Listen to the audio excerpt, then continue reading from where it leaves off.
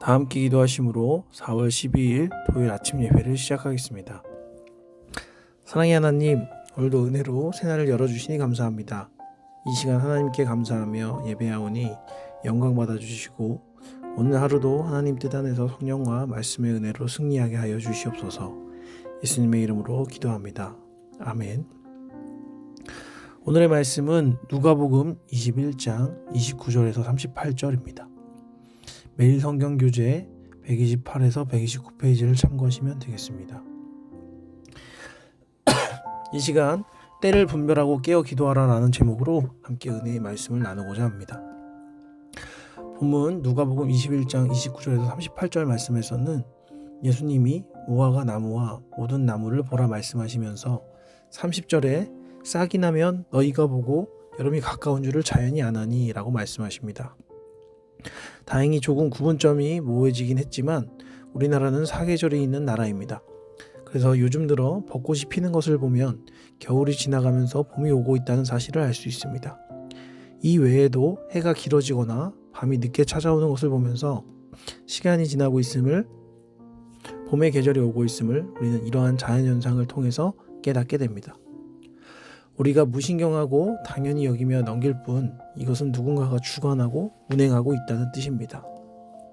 31절 이와 같이 너희가 이런 일이 일어나는 것을 보거든 하나님의 나라가 가까이 온 줄을 알라. 32절 내가 진실로 너희에게 말하노니 이 세대가 지나가기 전에 모든 일이 이루어지리라. 천지는 없어지겠으나 내 말은 없어지지 아니하리라 라고 말씀하십니다. 우리는 하루하루 시간 속에 살고 있고 그 시간은 지나감에 따라 그냥 보내는 것이 아닌 역사라는 기록에 기록되어지고 있습니다. 얼마 전 아펜젤러 언더우드 선교 140주년 기념회가 열렸습니다. 교단을 초월하여 많은 목회자분들이 의미 있는 자리에 모이셨습니다.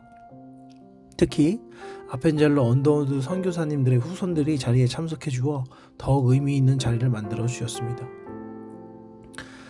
아펜젤러 선교사님은 감리교를 한국에 처음 정착시키신 분이시고 언더우드 선교사님은 장로교를 한국 땅에 정착시키신 분이십니다. 특히 우리가 익히 알고 있는 연세대와 경신중고등학교의 설립자이자 교장 선생님이시기도 합니다. 당시 일제감정기에 정말 미국과는 비교도 안 될 만큼 열악하고 대화조차 되지 않고 너무나도 병과 여러 가지 전쟁으로 인한 또한 일제 침략으로 인한 피해로 인하여서 무너져 있던 한국 땅에 지금처럼 인터넷이 발달하여 무엇이 있는지도 알 수 없는 그 황무지와 같은 곳을 두 선교사는 자원하여 조선 땅에 왔습니다. 당시 언더우드 선교사님이 조선으로 오기 전에 약혼자와 나누었던 글이 있어 나눠봅니다. 그곳에서는 무엇을 먹고 사나요? 모르겠소. 병원은 있나요? 모르겠소. 그럼 당신은 조선에 아는 게 뭔가요? 내가 아는 것은 오로지 그곳의 주님을 모르는 1000만 명의 민중이 산다는 것뿐이요 라고 말씀하셨다고 합니다. 결국 그 약혼녀는 파혼을 하였고 홀로 한국 땅에 선교를 오시게 되었다는 것입니다. 오직 성경 한 권과 마음속에 하나님과 예수님 그리고 사랑을 품은 채 조선 땅에 온 것입니다. 그리고 지금 2025년 현재 그 어느 나라보다 복음으로 인하여 많은 세대를 길러내고 하나님의 축복이라고 할 정도로 고도의 성장과 많은 복을 받은 땅인 것을 그 누구도 부정할 수 없을 것입니다. 그 시작은 바로 그때 한 선교사의 발디딤이 있었기에 시작된 것입니다. 그리고 그 선교사가 이 힘든 곳에 온 이유도 딱 하나입니다. 바로 주님을 모르는 자들에게 주님을 전하는 것이었습니다. 본문 33절 말씀에 다시 한번 읽어보면 천지는 없어지겠으나 내 말은 없어지지 아니하리라 라고 말씀하셨습니다. 예수님은 승천하셨고 그의 제자들도 모두 죽어 존재하지 않지만 그가 행하신 일들과 말씀, 그의 제자들이 실천했던 일들이 후세의 후세로 전해져 우리는 지금도 똑같은 예수님을 2025년에 만날 수 있는 것입니다. 그때 예수님이 지금도 살아서 역사하시고 우리를 주관하시고 이 세상을 운행하시며 우리에게 지금도 말씀하고 계신 것입니다. 세상 모든 것은 변합니다. 단지 조금 더 오래 유지될 뿐 영원한 물건은 하나도 없습니다.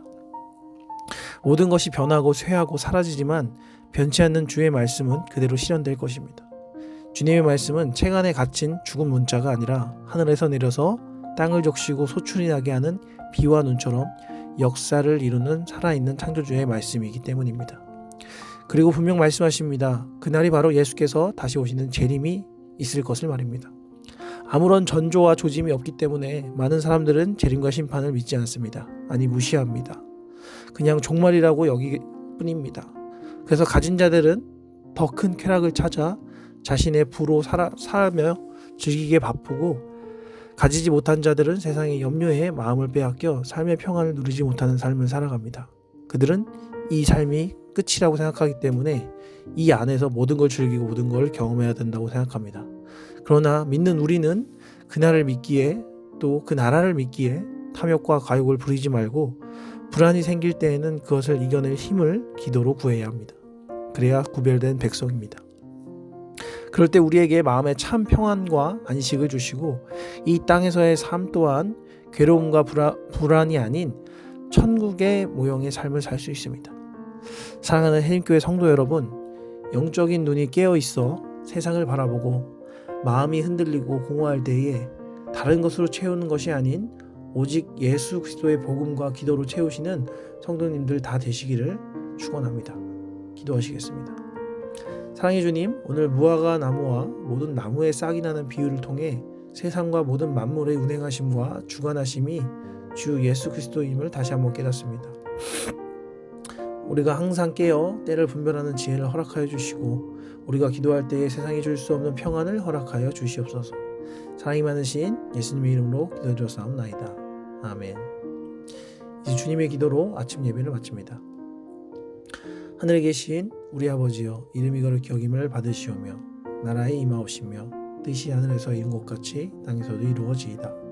오늘날 우리에게 일용할 양식을 주옵시고, 우리가 우리에게 죄 지은 자를 사하여 준 것 같이 우리의 죄를 사하여 주옵시고, 우리를 시험에 들게 하지 마옵시고 다만 악에서 구하옵소서. 나라와 권세와 영광이 아버지께 영원히 있사옵나이다. 아멘.